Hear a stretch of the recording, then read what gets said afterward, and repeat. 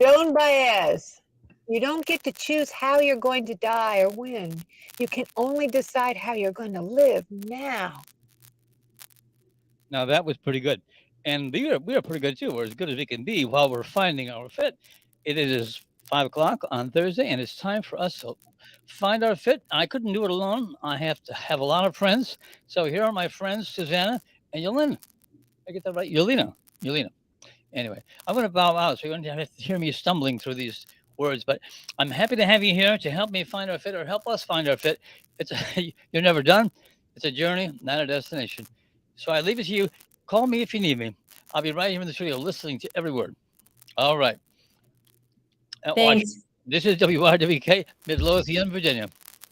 And you're welcome. Thank you, Ron, and good afternoon, everybody. This is Finding Our Fit. The purpose of our show is to help us find our place in our crazy and beautiful world. And in so doing, we will enrich our world and create a brighter future for everyone and everything, especially Earth. I'm also the founder and executive director of the Foundation for Family and Community Healing, whose mission is to also help everyone to find our fit through relationship skill education. So come check us out after the show and we can find our fit together and continue to learn and grow at healingedu.org. We do this program every week to help us make sense of our beautiful, crazy world so that we can choose for it to feel more beautiful than crazy. Many of us tend to focus on the crazy things in our life, forgetting that the flip side has opportunities to find and create opportunity, wisdom, and healing. In this show, we focus on that flip side of our challenges, the beautiful and generative side, where we learn and grow, become wiser and more resilient by adopting a healthier relationship with everybody and everything. It's important to choose both the yin and the yang to create balance and conditions for healing. It's a practice we choose every day. Today's show is about transitions. For some reason, transitions are really hard for us, even though they're probably the only thing in life that we can be really certain of, that there will be change. I read somewhere once that most people say that they like change and innovation, but in reality, we tend to gravitate more towards stability. Stability is great, but if that's all we have, you could also call that stability stagnation. The metaphor I like to use are for my poor houseplants, where if they're not growing and changing, then they're probably heading for the compost bin. So ideally, we want to manage the changes and transitions in our lives so that we can get the most out of them and try to get the right balance of stability and movement if possible. But I would imagine, at least for me, more often than not, it feels more like we're at the mercy of the tides of life. But that doesn't mean we can't grow and thrive in response. Change and thus transitions are a fact of life. And just like any other facts, the more we resist them, the more we are likely to make ourselves and others suffer unnecessarily until we accept reality. I've learned that leaning into change also tends to make it go more smoothly and quickly. And as I've said many times in my life, the bigger the challenge, the bigger the growth opportunity if we allow it to happen. These changes and challenges can be even more challenging or more beautiful when they involve our loved ones. Again, change is inevitable. So your attitude about the change can make all the difference as to the degree of trauma or opportunity that you bring into your life. Seems like a no-brainer to me. So here to help us understand more about this, understand about transitions, and how to make the most of them is the wise and luminous Yolina Owens, certified family wellness advocate and owner of the Prep YOUniversity, and we are going to be talking about transitions, choosing healing and growth over trauma. So, Yolina, welcome to Finding Our Fit. Thank you so much for joining us today. Thank you. Thank you so much. I'm excited. I'm really excited about this. Well, so am I. I'm so glad you're here to share your wisdom and your insight with everybody. Can you tell listeners a little bit more about yourself? Sure. I am a mom of a sweet 11-year-old. I am married to my college sweetheart. We've been married for almost 13 years now. And I am a fifth grade educator, and I am a certified life coach. And I am a long haul COVID survivor, and that's what led me into the whole transitions work, wellness work, and helping families in our community seek peace and harmony within different relationships so they can further their well being independently and as well as a whole. Oh, beautiful, beautiful. Well, talk to us more about what you mean by transitions and for whom and what types of transitions. So there are five different phases. We think just transition is just, oh, I'm going to make a pivot and I made one turn, where really that one turn has different milestones along the way. So there can be a marital transition, there can be a moving transition, a transition in your career. So those are different changes that happen within our lives, but the pivotal moments within a transition happens by phases. And first phase is confusion. It's like, wow, why me? What am I supposed to do next? Where did this come from? I never expected this. So you're stuck in this mode of confusion. When you have been there for quite some time, everyone's different, it takes different time phases. There comes anxiety or depression. And it may look different ways to different people. You may smile through it, you may cry through it, you may have a loss of appetite. These are signs that you are trying to work through these emotions but do not know how to verbalize. And then you're going through this acceptance phase. This is phase three. So phase one was confusion. Phase two is your emotional state, because you don't know how to filter the emotion at the time of the transition. So you have your anxiety or depression or different moods that you go through. Three is the acceptance. Okay, I'm here now. What do I do? I need to start making a plan because I notice there's a change that's happening and I need to move on. But how do I get there? How do I get there? That's four. Four is reflection. I need to reflect on, how do I feel mentally? How do I feel? I know the current space. I don't feel well. So I've created this plan to make me feel better. But now I need to reflect. Do I need to change my plan? Do I need to have another goal? Do I need some support at this phase? Because I've tried it on my own. I'm not sure if it's working for me. I'm maybe going back to the first part of my transition. I may now be confused. I may need some support. That's where your counselor comes in, your mentor comes in. And these different people help you in different ways. It may just be a friend or a life coach to listen to you through these different types of phases. Your last phase of transition is your wellness journey, because there's not, and I don't want to say not as in a negative connotation, but not closure. It means it may take a while for you to get over this transition.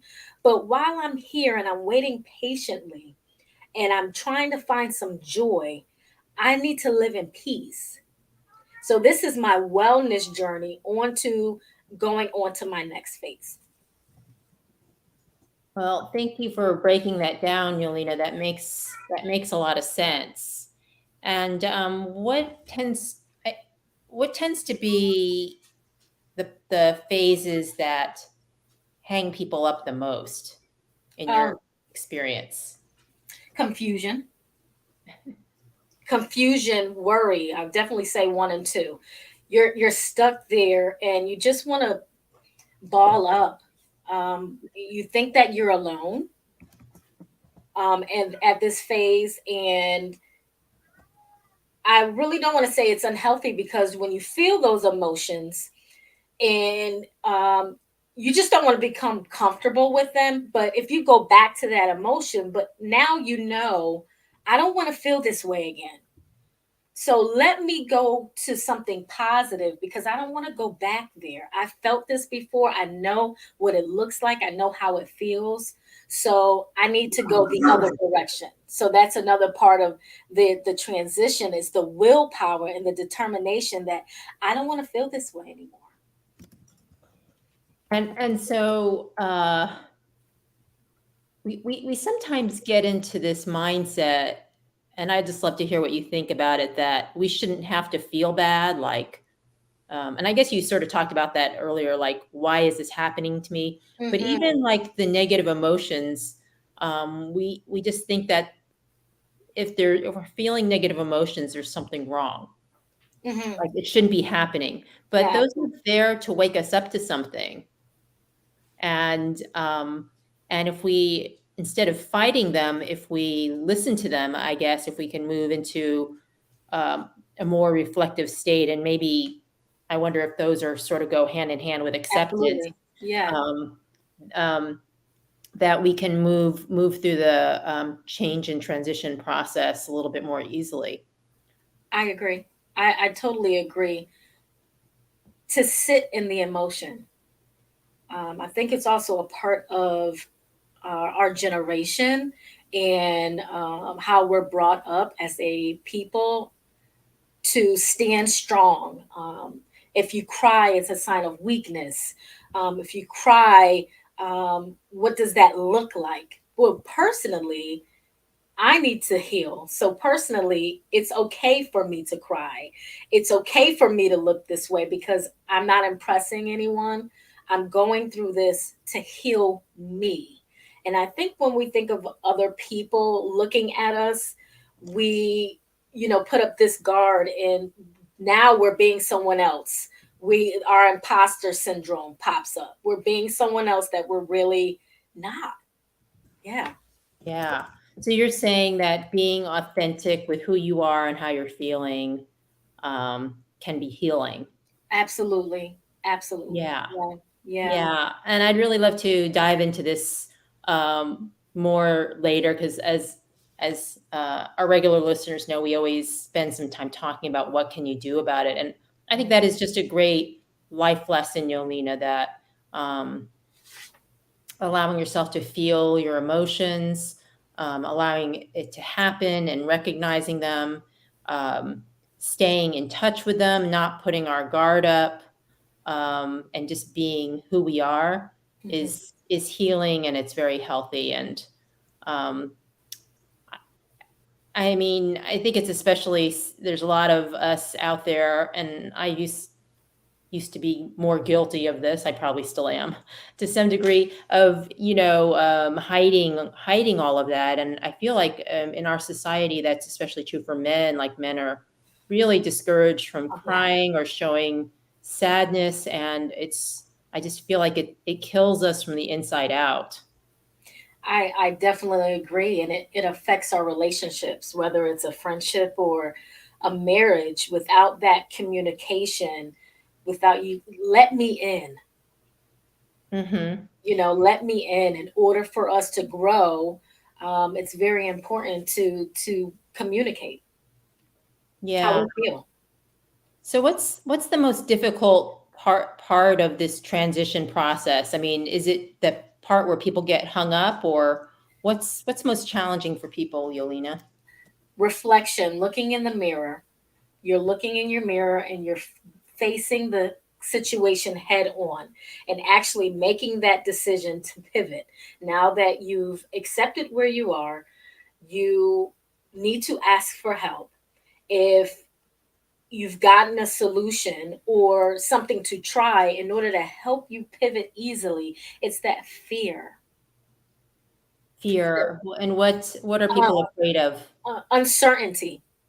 uncertainty. I was comfortable here, but what's going to happen when I turn the corner? I have no idea. I can't see anything, and I'm not going to know how I'm going to feel once I turn that corner.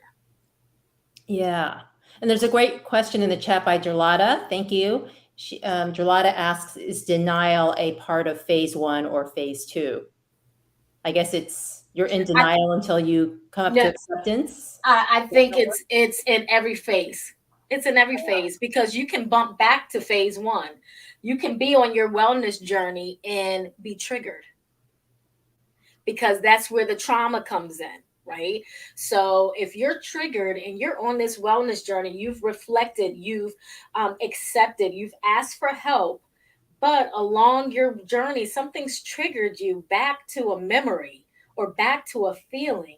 You're going to have to tap into that wellness, the willingness, the determination, that strength, that faith to say, I don't want to go back there.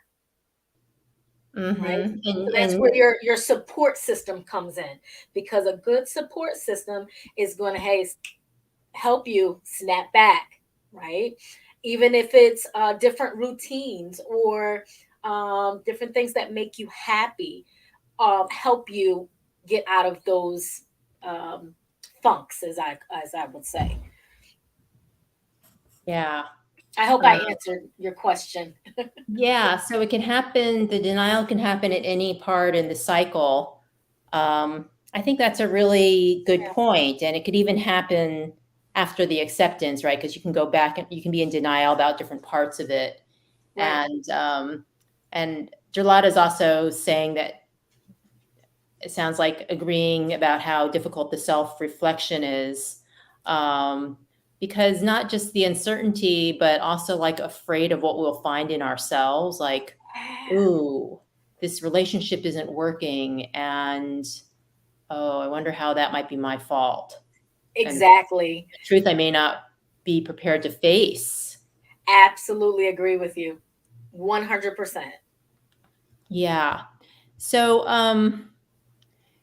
tell me more about how you came into this. You mentioned long COVID got you started, and is it just transitions in general that you're passionate about, or are there certain types of transitions that you especially focus on? Well, let's go back to the beginning. So yes, I'm a long haul COVID survivor. Last February, I contracted COVID, and it took to my body differently. Before then, I was just living life. I would go through emotions. I would cry. I would let things affect me and not really reflect and accept. And I would just go on every day. And I would have pockets of anxiety. I had depression. I wouldn't let anybody in, even to my husband. I wouldn't look in the mirror. I didn't say affirmations to myself. Every day was a Monday, every day was a Tuesday, but I did not see the world for what it was. I didn't see myself for who I was and my value and my worth until COVID hit. And when COVID hit, I was in the hospital for 8 days, and I closed my eyes and I said, I felt that this is the last time that I'm going to be able to talk to my family, because when I closed my eyes, my spirit, it seemed like it left my body. And from there, I was pronounced gone. I could see my cousin, and my cousin told me, I get emotional every time I tell this story. He told me, Yolina, it's not your time yet. And I saw his hand, and I said, I'm not, I didn't say to myself, but I didn't touch his hand, and I could see my hand pull back. And from there, I opened up my eyes. And when I opened up my eyes, it seems like a fairy tale, but let me tell you, when I opened up my eyes, I said, everything I said that I was going to do, I'm going to do it. Everything that I said that I plan to do when I get 45, I'm going to make sure I do it. everything, because I have a legacy. I have a daughter to live for. I have a husband to live for. And I'm given these talents and I'm sitting on it. These God given talents. Why am I wasting that? So, my purpose, I found that into serving others. And that's where the Prep University came from. It's a source of inspiration to let others know, just because you didn't finish something, you didn't finish school, you didn't get that degree, that certificate, you didn't finish this goal. It is not too late to start building your future. You are never too old. You are never too incompetent to do anything that you put your mind to. Beautiful. Well, we are certainly glad you chose to come back to us, Yolina. We're WRWK 93.9 FM. This is Finding Our Fit. I'm Susanna Wupong Calvert here with Yolina Owens, certified family wellness advocate and owner of Prep University. We're discussing transitions, choosing healing and growth over trauma. And we would love to hear from you, listeners. If you have comments or thoughts or stories to share, we'd love to hear from you. Just give us a call at 804-464-1089, or you can join Derlata in the chat on Facebook. Yes. We'd love to hear from you. So, Yolina, I love your story because, it's just a perfect example of how challenge and trauma and hardship really that is, even into the realm of life threatening, can absolutely show us what is most important and give us great clarity, and in a way that makes us also understand how precious life is, and that we have these gifts and talents that are longing to be expressed. And a lot of listeners know my own story was when I lost loved ones, and it also gave me clarity and a sense of focus and on my purpose. So again, we sometimes say, why is this happening to me? But in a way, they're happening for us if we are willing to see it that way, that it's for our awakening, it is for our clarity, it is for our self-awareness and insight, and it is for our acceptance of what our purpose is and how precious our opportunity is on earth to live it. Yes. So that's a beautiful story. And I guess just what was there something specific about that? I guess a near-death experience, really, right? That had you focusing on this particular topic. I heard you say that, you started the Prep University and really committing to your coaching work. But what about transitions? What about that story, or something else made you really focus on this topic? It came to me. I started reading books and journaling every day. And I said, I'm reading books on wellness and self-care. And these are things that I've heard, but nothing spoke to my soul as far as where I was currently.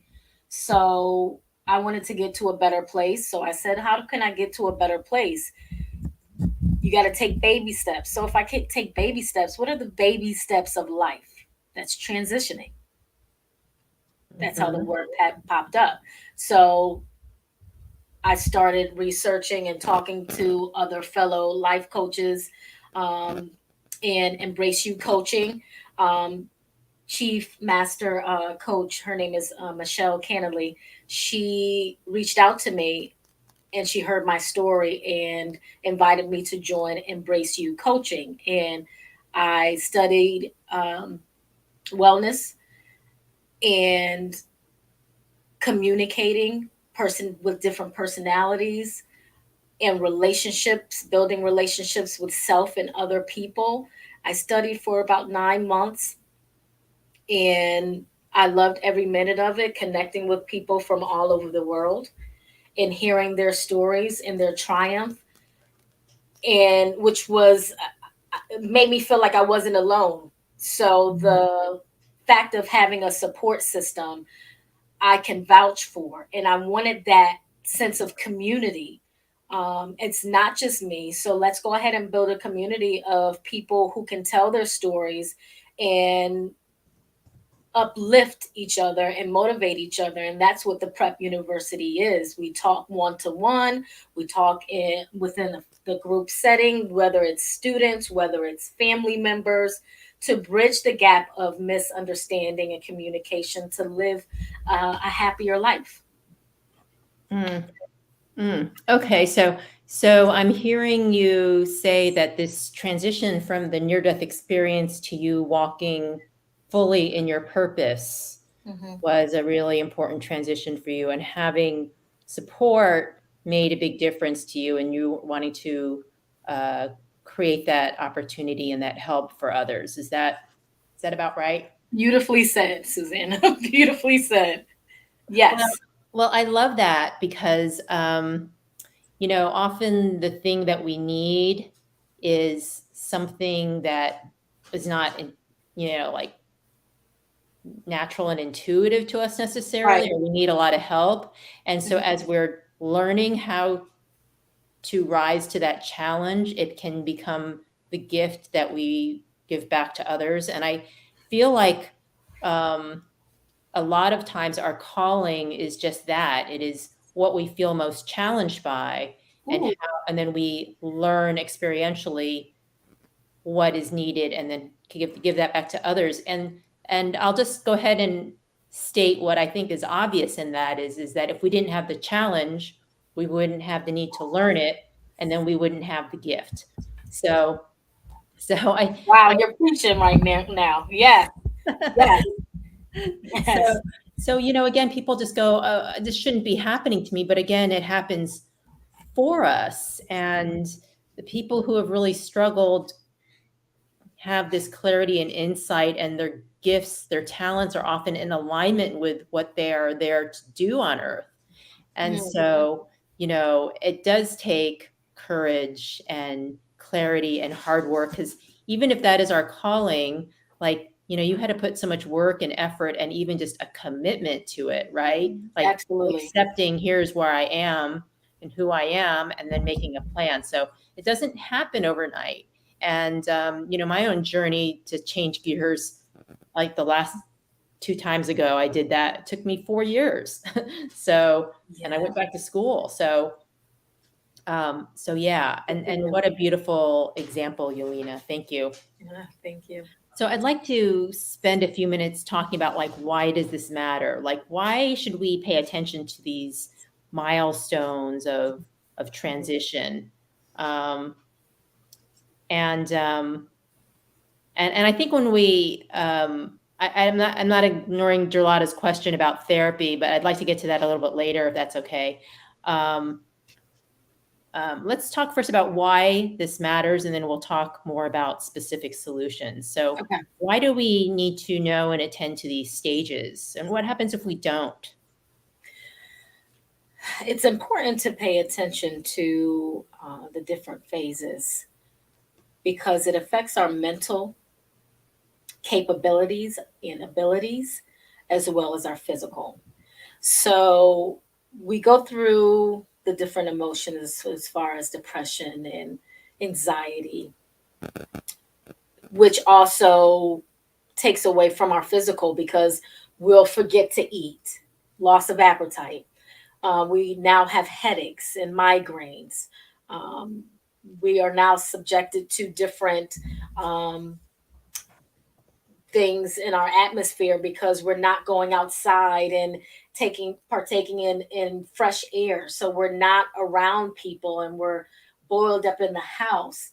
All your environment also changes. So it's very important to stay in tune to clear and positive pathways to help you see yourself to the next phase. That is very, very important. Okay, so what you're saying is that if you ignore, or if you're in denial, I guess, that there is a transition happening to you, change is happening, then it can affect your whole life, your mental health, your physical health, which then, of course, affects everything else in our life. Absolutely. Yeah. And it could just spiral down and get worse. Worse and worse. It's like it's a habit. It's like having a bad habit where you are ignoring the way you feel, which affects your career, which you can be now out of a job. What are you going to do for money? Now that's affecting you financially. How are you going to support yourself? How are you going to live? So now that's the wheel of life, right? We're tackling all of those parts of us that we can hold on tight to in order to heal and make sure it's safe. Or are we going to just stay stagnant and not accept the change? Right. And then if we're having financial challenges, then that can make everything else worse. And it can affect our relationships. Like if we're depressed or anxious, that can affect our relationships. Yeah. And struggling relationships will make everything else worse. And so it just cascades potentially. Yes. And if we're not paying attention to how we're feeling, we may not even realize we're depressed or anxious. Right. If we don't recognize those signs, absolutely. Yeah. You're absolutely correct. Yeah. So again, like having that self-awareness and checking in with ourselves and being willing to feel how we feel helps us maybe detect sort of the canary in the coal mine that we can start to notice like the warning signs of something's wrong. Yes. Because, let's face it, there's always change going on, whether we're tuned into it or not. But especially now, there's just so much chaos going on and things are changing so quickly. And we might feel that we're, immune to it, but we can't help but be affected by it in some way. And maybe some of us to a greater or lesser degree than others. But if we're not checking in with ourselves, then we may not know, oh my gosh, all of this COVID and economic and environmental is starting to really get to me. Yeah. And we can engage in that downward spiral without realizing it. But if we are aware, as you say, then what can happen? What's the benefit if we pay attention and do this work, Yolina? The benefit is growth. Talk more about that. Let me paint you a picture. So the snake and shedding the skin, right? During that phase, the snake, just like us, you have itching and it feels uncomfortable, right? So when you're out of this skin and you're out of the shells, per se, for turtle, you feel free. You feel free that you finally can see a little clearer. You feel a sensation that you haven't felt before, whether it be love, whether it be joy, whether it be peace. You're feeling this sensation that is new and you've wanted it but didn't know how to get there.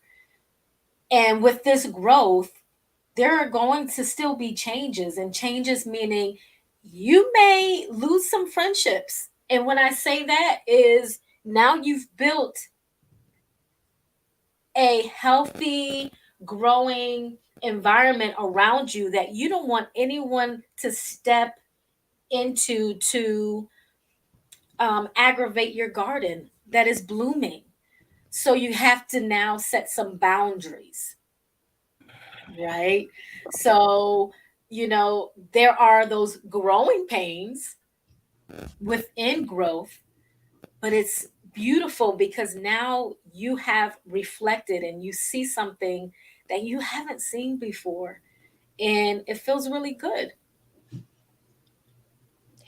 Yeah, that's, I think that was so well said, Yolina. And if we're in a place that's very uncomfortable and challenging, by growing, we can move out of that into something more beautiful and peaceful and happy and feeling more authentic and even joyful. Yeah. And Yeah. but somehow, like, sometimes just being stuck in our depression seems like the right decision sometimes. And but what we don't necessarily realize is the opportunity cost of doing nothing, right? That we're missing out on the opportunity to feel fully alive. And the other end of the spectrum, because if we're allowing ourselves to feel depressed and sad, then the other end, the flip side, the more positive end of that emotional spectrum becomes available to us potentially too, if Absolutely. we're willing to do the work involved. Absolutely. That's it. And I want to, if I can say this, sadness is not a weakness. Crying is not a weakness. These are phases that we go through that make us human and make us authentic. And the commitment to ourselves and the willingness to be happy is also a phase.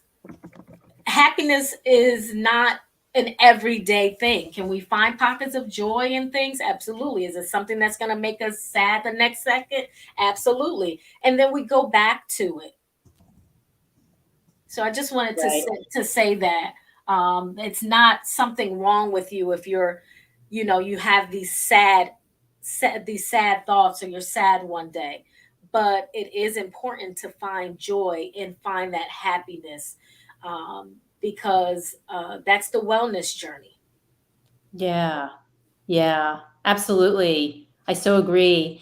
Sadness and grief is inevitable because everything is temporary. So we're constantly losing things, losing our health and our youth and our, things are always, we lose loved ones, we lose jobs, but we also gain. Like, when we lose things, it opens up a space for something else to come in. So we don't have to stay in that sadness, but that is inevitable. And right on. Yeah, it's also a choice in a way, whether we do the work and explore it and then find, the work of flipping the coin, the yin to the yang and vice versa, or we just stay stuck there. So we are WRWK 93.9 FM. I'm Susanna Wupong Calvert, here with Yolina Owens, talking about transitions, choosing healing and growth over trauma. We would love to hear from you listeners. If you want to give us a call and share your thoughts, feelings, or experiences or questions, give us a call at 804-464-1089, or you could join Delata in the chat and join the conversation. So Yolina, we have about 20 minutes left, and I'd like to talk just a little bit more about why it matters before we get into the solutions. And I want you to talk about therapy versus coaching. But I just want to talk about this idea of post-traumatic growth. It's a topic that's very near and dear to my heart. And it's this idea that there is an alternative to PTSD, post-traumatic stress disorder, in that we can grow in response to trauma.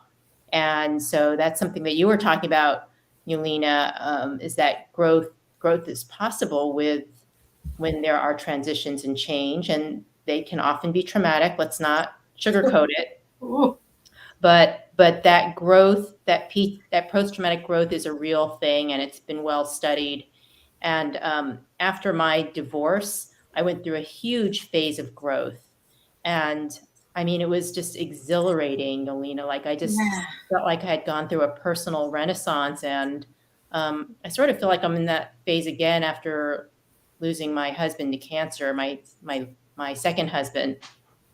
And so I just wanted to sort of put this idea out to people to make sure that they know that this is a thing, and you can just say, I'm going to PTG this to death, and or as much as possible. And if I'm going to suffer, I might as well find the many silver linings that I feel are proportional to the amount of suffering and trauma that we experience.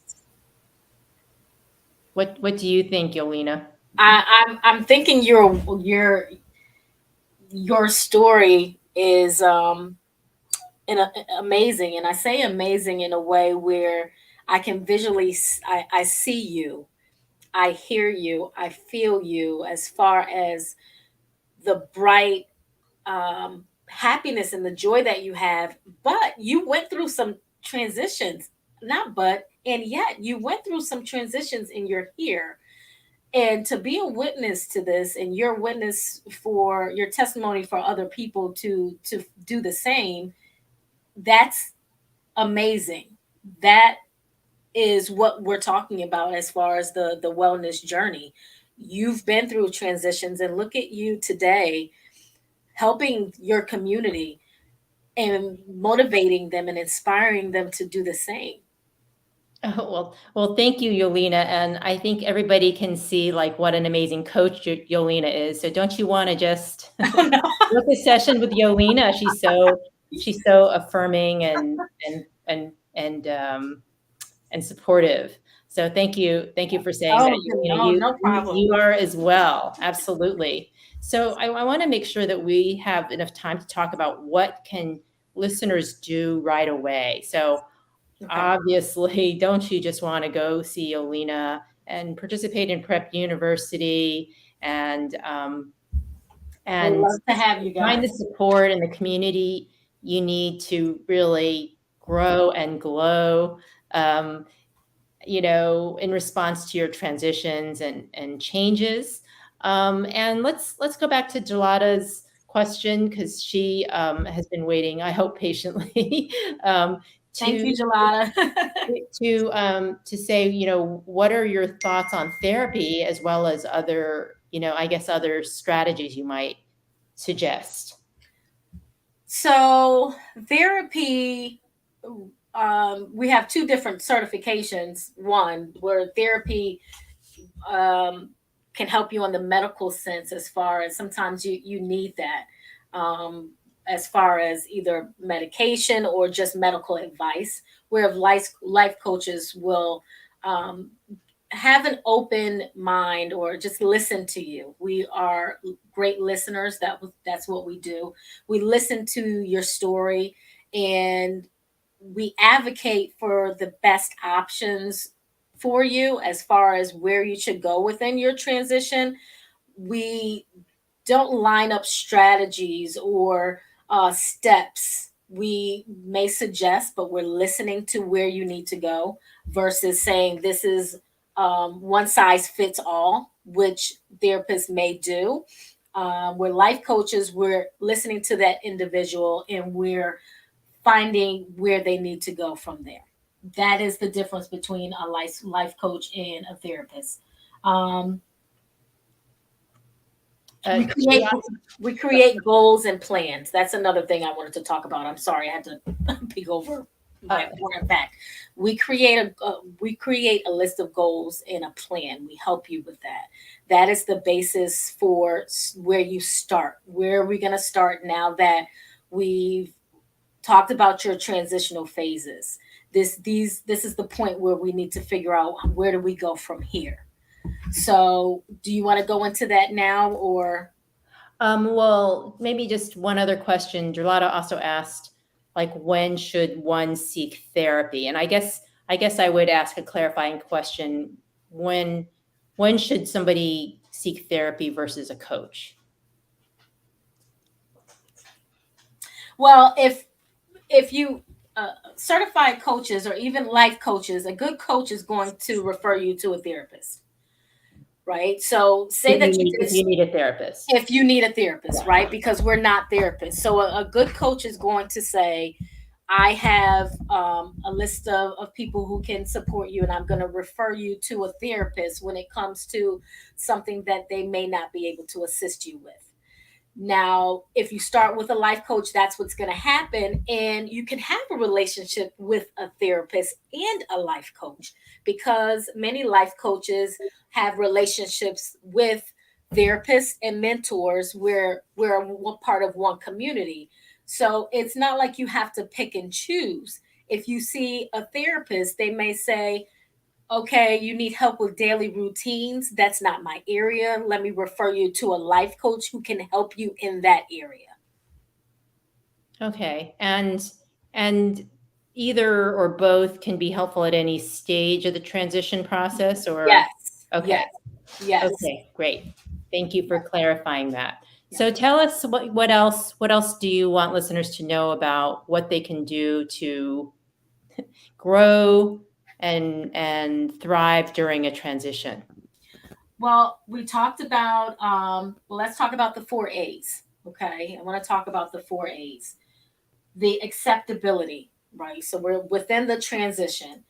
You build acceptance of where you are in the space, okay? What you need to do now. So you don't want to feel alone.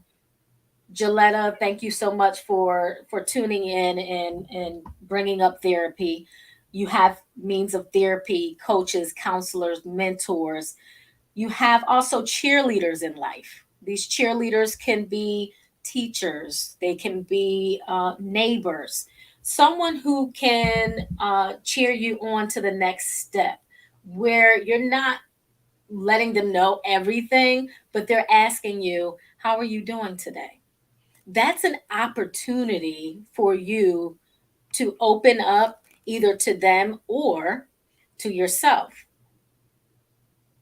Okay. Affordability, not just a financial that I'm talking about, financial affordability, time and space. You have to have some patience. Have to sounds like it's a make. It's a strong suggestion. Okay, time and space. Give yourself some time through this transition. Um, Also, space. Space means you may need to step back from responsibilities from work.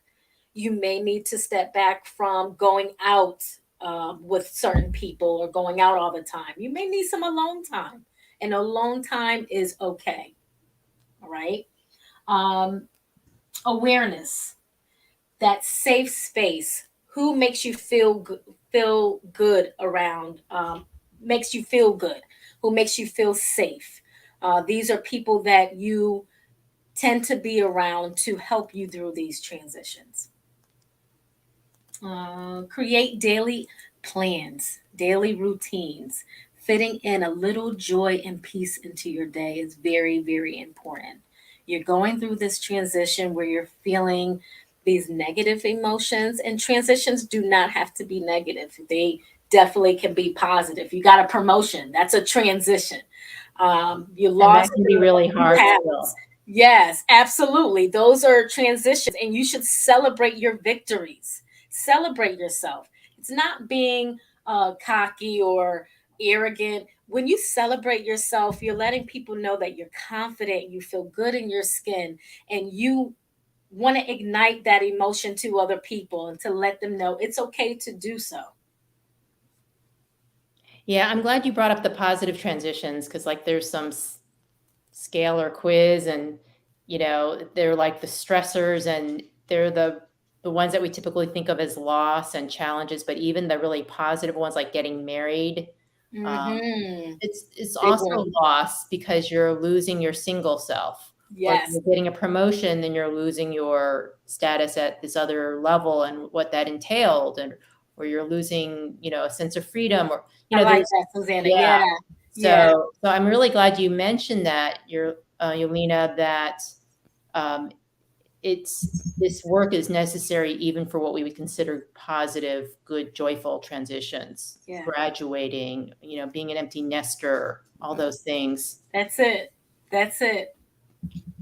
Okay, so the 4 A's: acceptability, accessibility, Yes. affordability, awareness, and then creating a plan. You got to create a plan. Okay. Whether it's writing it down in a journal, on a sticky note, on the back of an envelope, or using your voice memo in your phone, that plan is going to remind you, I want to get back to happy, or a recognition of, I am happy and this is okay. This new me is okay. Earlier, we talked about how the self-reflection part is the hardest step in the transition process. So what suggestions and tools do you suggest that people employ to successfully self-reflect? Oh, this is a good one. I love this. I started off with a plan, and my best friend knows this. I asked her about planning because I do not have, and when I say planting, okay, I do not have a green thumb, but actually growing something that I can control, that I can see, means a lot. So if you can, get yourself a plant in-house, in a garden. Start with a plant. There you can talk to it, you can meditate, you can be in control of watching and helping something grow, and feel that gratitude and appreciation. Number 2, I would definitely come up with a plan to spend time with yourself. Friday is my movie day. I'm going to go to the movies every Friday. I'm looking forward to that every week. It could be Monday. And I know Friday I'm doing something for me. And it just makes me feel good to have something there that no one can interrupt. And I know it will not be any changes, because that's what life does, right? We have changes. But to have something just for me is something so special. Okay, and this helps with self-reflection? Yes. How does that help with Yes. self-reflection? Yes. Affirmations. Daily affirmations. Okay. So your affirmation, you can have an affirmations app. I Am is one of my favorite apps. Another one is Motivation app. And you have them online. You can write them yourself. I use my sticky notes and place them on my mirror first thing when I look into the mirror. I say good morning. And I'm examining myself, all right, with self-reflection. I don't see the doctor every day, right? I see me every day. So I need to examine, how does my face look? I have bags underneath my eyes. What's that sign of? More rest. I have dark spots. What is that a sign of? Hydration. I need to hydrate more, right? Oh, this bump wasn't here before. What happened was, whatever the case may be. But self-reflection is also examining how you feel on the inside as well as the outside. How do you examine how you feel on the inside? Talk to yourself. I remember people, what? You talk to yourself? That's so odd. No, you need to talk to yourself. You need to sit down and read and have some quiet time. When you have those quiet moments, you're listening to your emotions. Yeah. Right? That's why sometimes we just need to constantly be distracted, right? TV on, cell phones, because if we're not distracting ourselves, then we might feel all of this, right? That is so true. I mean, do you find people are resistant to having those quiet moments? Absolutely. Absolutely. I have to remind myself and my husband, my daughter, we have those moments where we have to, no cell phone, no technology. It's us. It's us communicating so we can hear us and there are no other distractions around us. So including alone time, no distractions, right? Alone time, no distractions. Well, I want to back up a little because, you talked about the plant and things, but I feel like some of the stuff that you mentioned about what you would do with the plant kind of got rushed through a little bit. So I want to just make sure that people really heard it. Yeah, I'm sorry. I went on a tangent to No, other things, Susanna. I know you went back to the question. Yeah. Okay, let me get back to So there's the plant, but what you do with the plant was so important. Talking to it. So that's another way to talk it out, right? Right. Meditate with it. I think meditation is so helpful. And I know people just like roll their eyes when you say meditate, but I mean, it is life altering. I was one of them, Susanna, when people say meditate, because I grew up in a household where the Bible was the talk of it all, right? But to meditate is a state of mind. It's not you're worshiping something. No, you're in a state of mind where it's peace, it's you communicating with the universe and accepting this positive good energy, and you're breathing it in and you're exhaling it back out. So it's around you, it's your aura. Yeah. So important and beneficial. There's so much research to back this up, even though it's hard initially. And I also would just tell people, like, there's all kinds of ways to meditate. Like, if you can't sit, like, there's wonderful moving meditations, or ones that are a little more active, like yoga is considered a meditative practice. That's it. And everybody loves, who doesn't love sound yoga? That. Yes. Yeah. And there's apps and there's books. I mean, there's shows. I mean, there's a million ways. Like, I love Tai Chi, that is a moving meditation. And then that's on my list to try Tai Chi. Yeah. Oh, so great. Helping something grow, like that's connecting to something greater than yourself or something outside of yourself. And with gratitude and appreciation, like those are just such important skills and habits to cultivate. I mean, again, it's this sense of self-transcendence that helps us connect to something bigger than what feels like our little problems in the moment. So those are all such really important practices, and I'm glad you brought them up, Yolina, along with these other things. Fantastic. Yeah, thank you.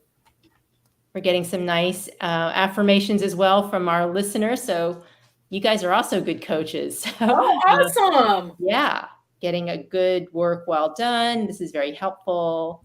Thanks for answering. And yeses. So thank you, listeners, for chiming in. So in the last 2 minutes, Yolina, I want to make sure that everybody absolutely knows how to find you and your work, because now that everyone has a much better appreciation for the importance of doing the self-work for transitions, so they can learn and grow and see more clearly and feel more free, as opposed to just feeling anxious and depressed. Yeah, absolutely. How would they find you, Yolina, so they can get your help? The best source is online at the PrEP, PrEP University. That's YOUniversity.org. The PrEPUniversity.org has my contact information. You will just click the link, schedule a free consultation where we call it a discovery call, just so we could figure out if I'm a good match for you. I think that's very important, that you have someone that you feel comfortable around and that could help you. Okay, the PrEPUniversity.org, and it's spelled with a Y-O and then Y-O-U. Yes. Okay. Yeah. Also, I'm on Instagram at Yolina, YOLINA_J_life coach. Yolina J _life coach on Yes. Instagram. Yes. And you can see what amazing coach she is. She's so wise and supportive. I can just imagine that so many people can be helped should they decide they want some additional support and community for their journey. And don't forget, you can also join us at the Foundation for Family and Community Healing, because we have a lot of learning modules where we help learners with these sorts of skills as well. You can learn on your own or with pairs or in groups. So check us out there at healingedu.org. And so that brings us to the end of our hour. It was so wonderful having you, Yolina, and your beautiful self and your soul and your stories. Thank you. I feel the and same, Susanna. And bringing your purpose to life after a near-death experience. The world would be a better place because of it. So thank you, listeners. And thank you, Ron, for making sure we have airtime yet another week. Not My a small pleasure. feat. Thanks, Ron. No small feet, though. I have big feet for sure. Anyway, well, then I'm going to end the broadcast and put us back into the loop. Thank you very much.